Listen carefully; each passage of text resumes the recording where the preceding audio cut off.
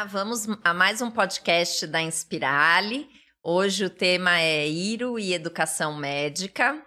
Eu sou Andréa Cosselli Ferraz, sou diretora de Relações Estratégicas da Pesquisa Clínica e trouxe para esse tema dois convidados maravilhosos, que eu vou pedir para que eles se apresentem. Olá, pessoal. Meu nome é Renan, eu sou médico. Eu me formei em uma das universidades aqui da Inspirali, em Morumbi, de São Paulo. Eu fiz residência em medicina de emergência, fiz o Research Fellow em Situação Cardiopulmonar em Tucson, no Arizona. Hoje eu faço doutorado em ensino em saúde e trabalho na Inspirali, junto aqui com a Andréa, na gestão acadêmica, na diretoria de avaliação. E obrigado, Andréa, por esse convite. Estou muito feliz de estar aqui, né, representando também a minha universidade, onde eu me formei. Obrigado, viu? Olá, eu sou a doutora Joyce Macedo. Sou formada um pouquinho mais velha do que o Renan, só uns 10 aninhos só. Então, tenho 20 anos de formação. A minha formação foi na Bahia, foi na Universidade Federal da Bahia. Vim para São Paulo para fazer uma especialização de 2 anos. E há 14 anos estou no estado. Então, entrei na pesquisa clínica, entrei na indústria farmacêutica, tive experiência com centro de pesquisa, com CRO Internacional, que é uma organização de pesquisa clínica. Então, tenho aqui um pouquinho para contribuir nesse podcast sobre nossas experiências dentro da pesquisa clínica. Nossa Senhora, quais serão as novidades que esse podcast vai nos trazer, né? Joyce falou um pouquinho, o Renan, na apresentação deles. E eu tenho uma coisa que me intriga. 2 profissionais médicos, um chegou a morar no exterior, aí fazer pós-graduação. A outra formou, fez também residência e etc. E caiu nesse mercado, que é o mercado da pesquisa clínica. A minha dúvida é, o que vocês tiveram na educação médica, lá na graduação, que fomentou esse desejo pela pesquisa? Queria ouvir um pouquinho para entender se existe relação entre a IRO e a educação médica. Andréa, para te falar a verdade, quando a gente está na graduação, a gente tem muito pouco de pesquisa clínica, né? A gente estuda um pouquinho de metodologia científica, a gente sabe como fazer uma iniciação científica, um projeto de pesquisa, mas são projetos mais simples, né? De aluno, de estudante de medicina. Agora, pesquisa clínica para desenvolver um medicamento, desenvolver um produto, isso é algo que quase não é abordado na graduação, né? Pelo menos na minha época, e eu formei faz 10 anos, não era algo que se discutia muito. Então, o meu contato com a pesquisa clínica foi muito mais depois da graduação do que durante a graduação. Mas eu acho que faz muita falta a gente não ter isso, né? Porque depois que eu me formei e fui conhecer mais a fundo o que era pesquisa clínica, eu falei, poxa, se eu tivesse tido isso lá atrás, talvez eu pudesse ter me preparado, pudesse ter já começado antes a atuar, né, nessa área, porque olha o quanto de oportunidades que a gente dá uma passada no LinkedIn, por exemplo, você vê o tanto de oferta que tem com pesquisa, né, para médico, pesquisador ou outras áreas também, só que muitas vezes a gente não tem nenhuma informação, a gente não tem nenhuma formação em pesquisa clínica. Então aí você fica, nossa, mas será que eu vou? Será que eu não vou? Será que eu vou deixar o meu plantão? Será que o meu plantão não é tão certinho que eu já sei dar meu plantão, eu já sei fazer meu consultório, mas e partir para esse mundo da pesquisa clínica, será que vai dar certo? O que será que é isso? O que eu vou fazer? Até porque é um mercado corporativo, exatamente, né? E o médico na formação Zero. Não tem esse lado corporativo, Zero, né? Nada. Que foi a sua entrada, Joyce, nesse mercado corporativo, sem ter tido, não sei, né? Você vai me contar. O que é que a gente tem hoje nas nossas universidades? No médico é formado para dar plantão. O médico não é formado nem sequer para gerir a própria clínica. Então, a gente não tem nem aulas, nem orientação de como contratar uma secretária, o que é o ISS, o que é INSS, quais são aqueles impostos que a gente paga, como fazer uma PJ médica. A gente não sabe nada do ponto de vista de gestão. Administrativo, né? Nada. Né? E isso não é uma crítica à universidade específica, na verdade, é uma crítica à formação médica. E acredito que em toda a área de saúde é a mesma coisa. A gente é formado para trabalhar no hospital, não é? Para trabalhar para alguém. né? Sempre assim. Então, o que é que eu vejo? Quando eu tive a oportunidade de conhecer pesquisa clínica, a primeira coisa que me veio foi o quê? Medo, né? Assim, eu já estava na universidade, já estava fazendo a minha especialização em epilepsia, e me convidaram para participar, ser a gerente nacional de pesquisa clínica. E eu falei, nossa, eu sei escrever, eu sei o conteúdo, mas será que a indústria vai fazer com que eu seja vendida? E a minha ética médica. Então, assim, o maior medo que eu tinha era de ser vendida ou de ser convencida a vender algo que não era legítimo, que não era seguro, que não era eficaz. Quando eu entrei na indústria e entendi o mundo regulatório, aí eu comecei a ter pensamentos do tipo, nossa, a gente forma sem nem saber prescrever. Né? Por exemplo, a gente não conhece qual é a resolução. Muito importante isso, Qual é a Joyce. resolução que a gente aprende que o tarja preta é aquela papelzinho azul, é receituário B. O receituário C1. Só aprende que Olhando, é o receituário azul. isso. Agora, que legislação tem por Não. trás disso e por que se Isso. deve ser, E aí né, a ignorância, um receituário azul? exatamente, a ignorância gera alguns conflitos. Aí você prescreve, e aí chega na farmácia, volta, você fala, esse farmacêutico está de birra comigo. É mesmo. E que não é, porque você não leu a resolução e não sabe que aquele receituário serve para 2 meses de uso. Então ele faz a conta. Se é 1 ao dia, aquele receituário vai valer 60 comprimidos. E não 90, uso contínuo. Enfim, então se você aprende vendo o professor fazendo. Então carece aí da gente aprender de legislação. E aí quando eu falo em pesquisa clínica, o que é pesquisa clínica? A gente aprende muito a ética, né? A gente tem a ética médica, a gente tem várias linhas de formação em ética. Mas a pesquisa clínica, ela é a ética, ela tem 2 esferas grandes. Ela é a esfera ética e a esfera regulatória. Né? Ou seja, são as resoluções. A regulatória pode ser Brasil, pode ser fora do Brasil, enfim. Cada país tem a sua agência regulatória. E o que é regulatório? O que é regulação, né? É você saber como são as regras, é o corporativismo.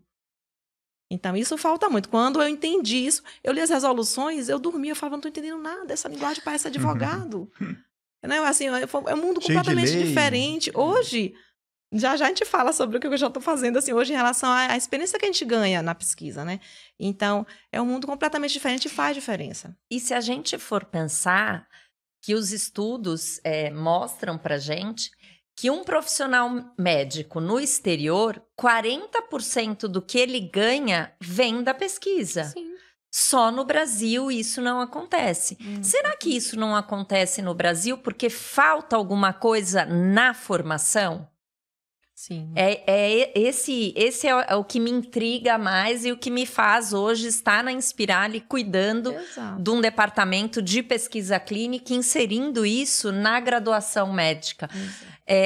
Conta um pouquinho, Renan, como que isso está estruturado? Você que é também meu parceiro de Inspirali, o que os meninos, os graduandos, têm no nosso currículo?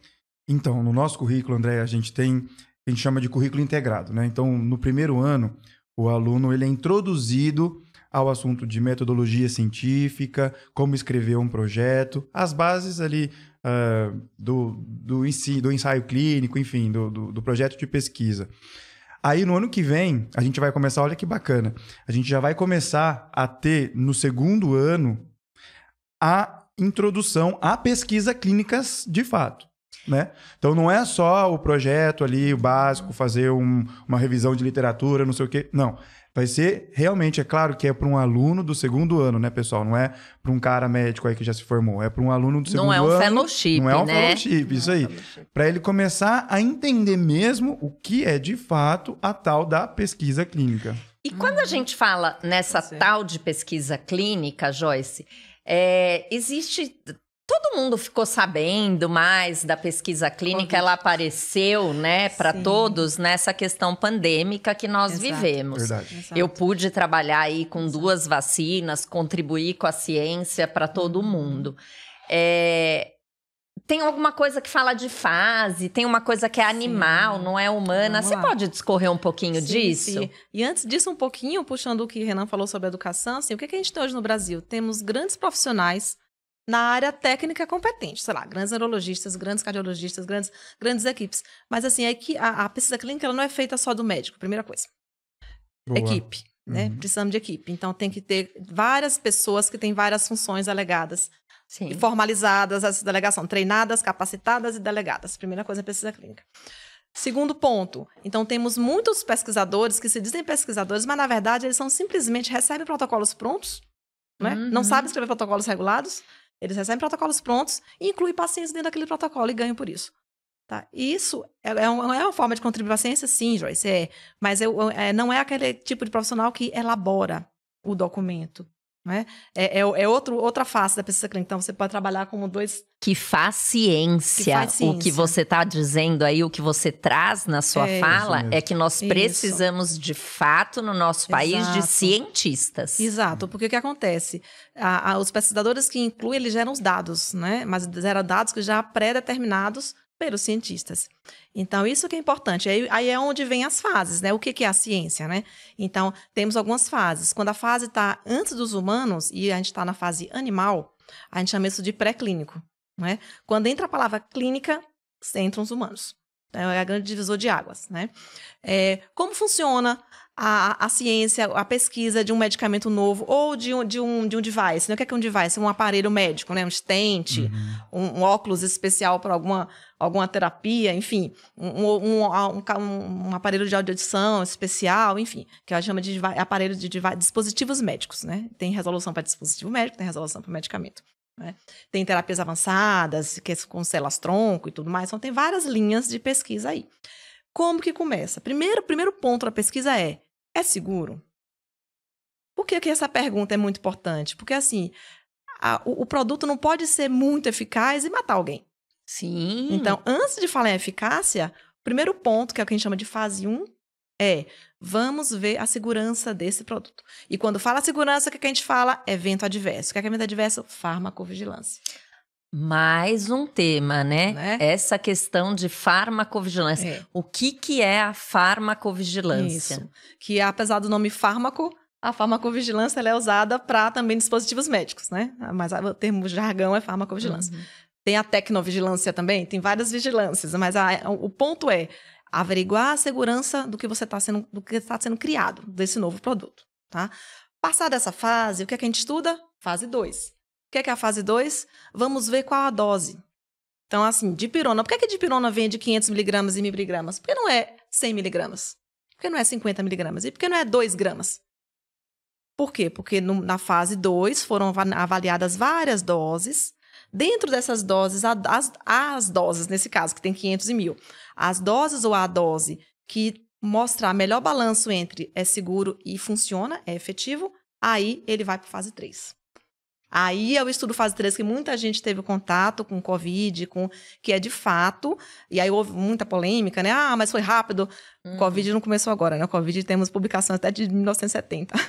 Então, assim, temos várias linhas de estudos. Então, cai o fase 3, quando chega o fase 3, é a fase de provar eficácia com a grande população. Por quê? Porque a população é diferente. Olha, nós somos brasileiros, somos totalmente diferentes.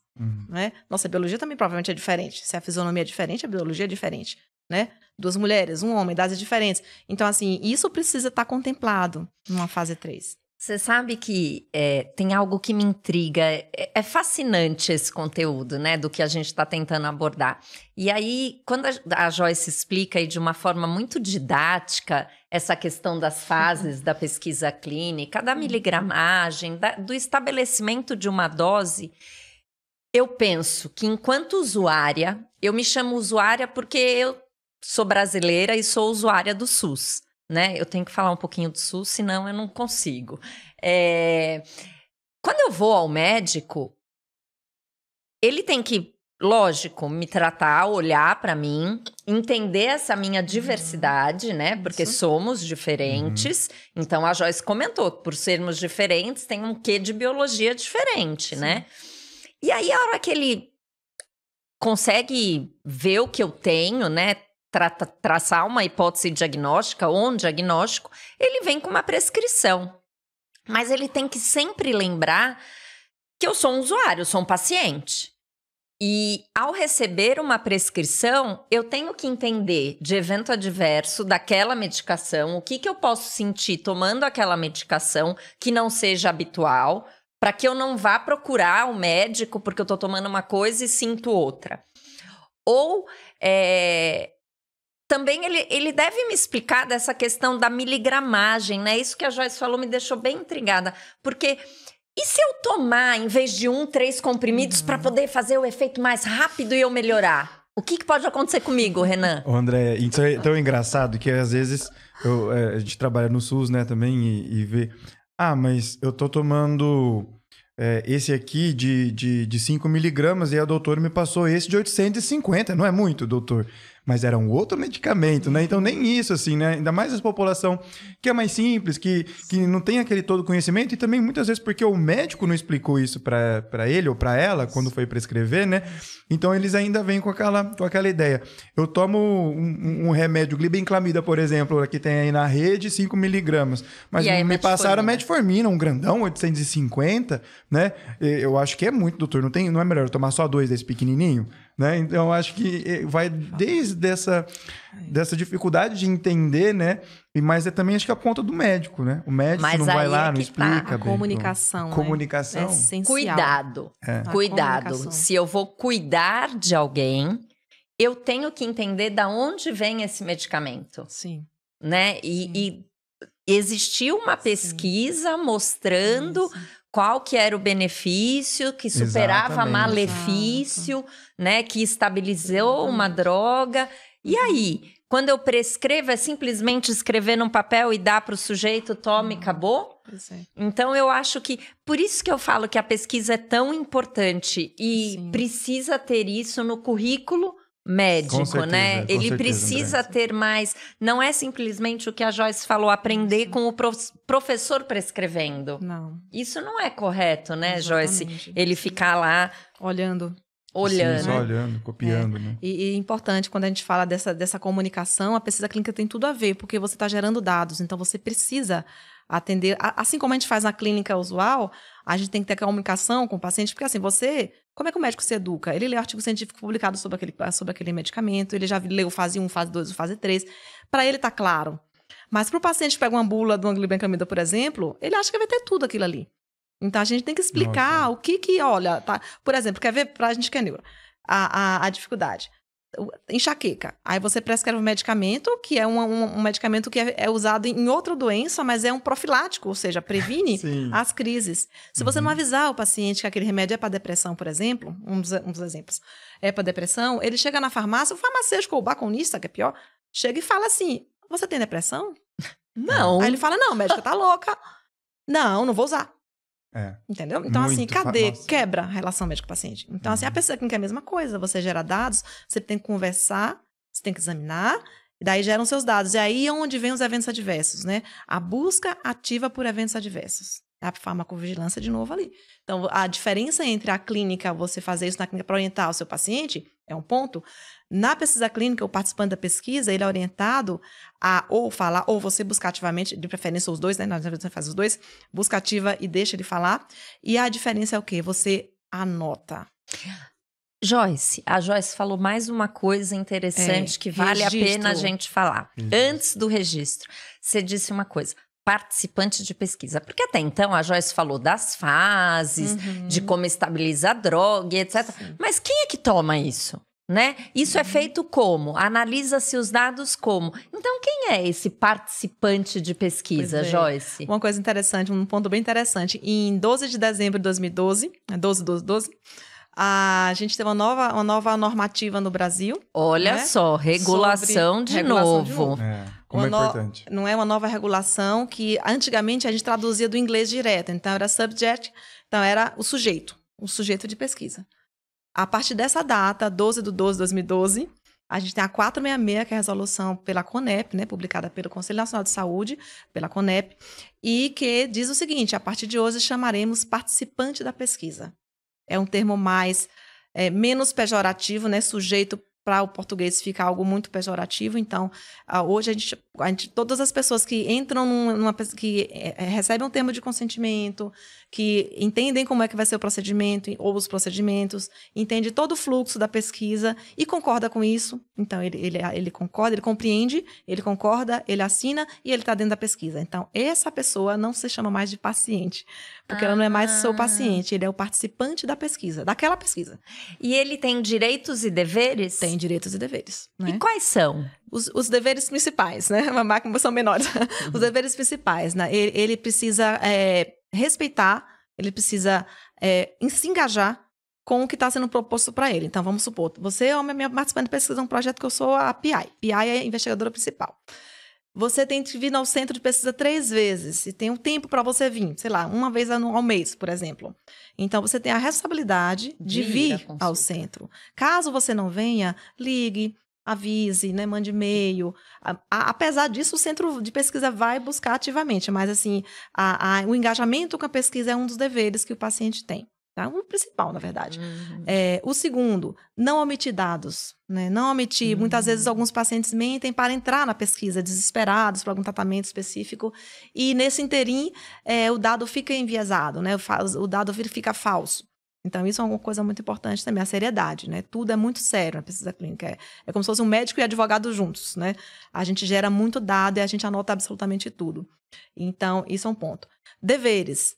Direitos agora. Então, quais são os direitos que eles têm? Assim, primeiro direito, ele tem que entender o que é a pesquisa. O maior erro é falar assim, entra aqui a pesquisa, você vai ganhar o seu transporte de graça, você vai ganhar só falar os benefícios. Não. Né? A pesquisa clínica, inclusive, nessa mesma normativa, a gente tem, na 466 mesmo, diz o seguinte, se ele não tem doença, que geralmente fase 3 são pessoas já com doenças, são as doenças sendo tratadas, né? O fase 1, muitas vezes não. Tem fase 1 doente? Tem. Fase 1 geralmente são pessoas saudáveis e que experimentam medicamento para a gente ver os eventos, né? Com toda a segurança, é claro. Então, o que acontece?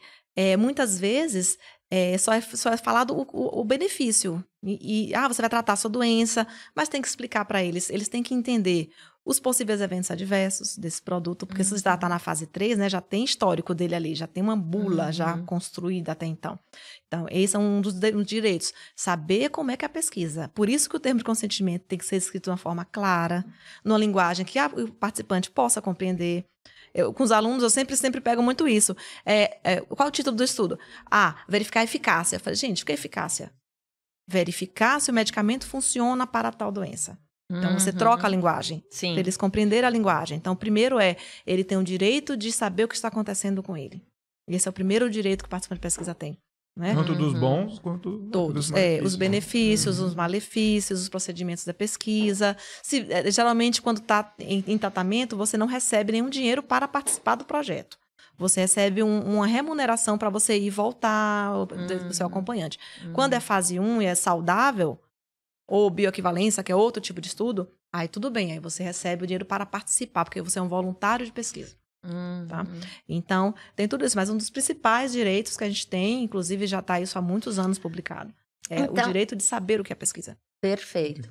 Aproveitando o que a Joyce trouxe para nós, e de novo, colocando a pesquisa como centro e que envolve a universidade, a graduação em todos os cursos da saúde, principalmente na medicina, o nosso estudante do nosso currículo Inspirale, que nós temos aí 14 escolas médicas em território nacional, nós colocamos o aluno desde o primeiro ano em contato com o Sistema Único de Saúde, com as equipes de saúde da família, e aí ele já vê dados sendo coletados, né? Dados do agente comunitário de saúde, que envolve toda a diversidade, né? Não só a sua história médica, mas sim aonde você mora, como que é a sua habitação, como que é o saneamento e etc.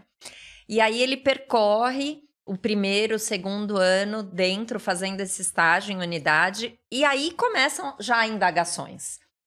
Então, desde então, a gente precisa colocar, e nós trabalhamos dentro desse eixo curricular, essas indagações no que a gente chama de projeto aplicativo. Nesse projeto aplicativo, o estudante, em cima do que ele vê dentro da unidade, ele cria um propósito, um problema, ele tem hipóteses de como resolver esse problema e ele executa para ver se deu certo ou não.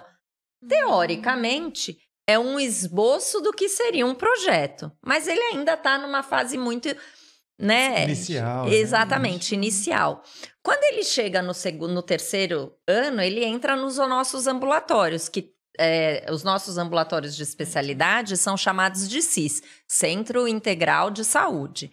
Nesse CIS, ele passa pelas diversas especialidades e aí ele tem contato de novo com pacientes que usam a rede pública ou não e que têm determinados problemas de saúde. Mais uma vez, ele gera e ele fica indagado. Ele fala, professor, mas e se nós tivéssemos entrado com a outra terapêutica, que não é uma terapêutica de linha de base, que está lá na diretriz de hipertensão, mas esse paciente é um paciente diferente, né?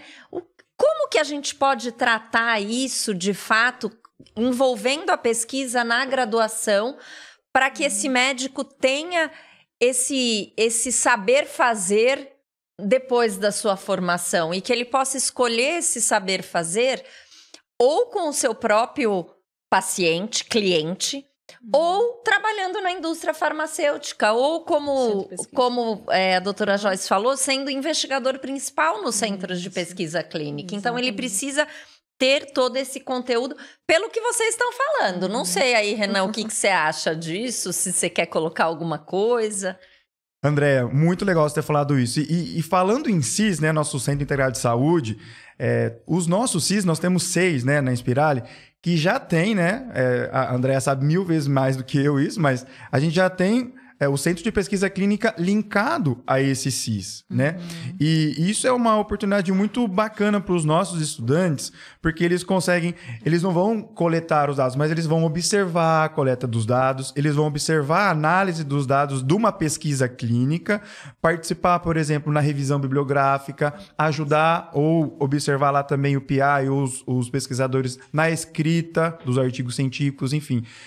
Só acho que da logística da pesquisa clínica, ele vê como que acontece, isso já é um ganho, né? E é uma coisa que a gente não vê na graduação médica. Exatamente. Pode colocar no Google aí, pesquisa clínica, vai aparecer, eu coloquei outro dia, né? Pesquisa clínica na graduação, não aparece nada. Aparece várias pós-graduações em pesquisa clínica. Por quê? Porque, ó, por exemplo, hoje a gente tem 6 centros de pesquisa clínica na Inspirali, mas isso não é a realidade no Brasil e nem lá fora, né? O que tem, assim, é pós-graduação, depois que o médico, depois que o enfermeiro, depois que o bioquímico, enfim, que se forma para ele se especializar, para ele entrar mais em contato com pesquisa clínica. Eu acho que ainda falta uma legislação, Meu Deus, e o que será que falta, então, para que, se a gente está discutindo tanto e tem tanta gente que fala na pesquisa clínica e depois da gente ter vivido essa pandemia, tanto se falou em estudo clínico, por que isso não está na graduação? O que a gente tem que fazer para que isso interaja? Acho que a Joyce já está mexendo os pauzinhos, viu, Andréa, para isso, né? Joyce? Que novidade você traz aqui? É novidade. Na verdade, assim, com a experiência, né, que eu adquiri ao longo da vida na pesquisa, o que é que eu pensei? Como é que eu posso contribuir para a gente ter uma base sólida de pesquisa clínica no Brasil, né? Além dos cursos que a gente tem realmente espalhado aqui no Brasil, de pós-graduação, de especialização. Então, eu escrevi um projeto de lei, onde a minha proposta vamos ver se dá certo, né? Estou aguardando os senadores, estou aguardando alguns deputados, porque a nossa função como cidadão é levar projetos para os nossos representantes, né? Então, vamos exercer isso. Mais uma vez, a legislação e o papel do cidadão no país, né? Então, eu escrevi um projeto de lei onde eu coloquei aí nesse projeto de lei vai envolver quem? Vai envolver 2 ministérios, Educação e Saúde, não é? Porque são 2 ministérios. Sim. MEC. Eu tenho que abrir uma grade curricular dentro da... E aí eu não pus só a medicina. Eu pus para todas as faculdades da área de saúde do país. Tá? O projeto é esse, de ter pelo menos 6 meses de pesquisa clínica. Pus, inclusive, a grade curricular.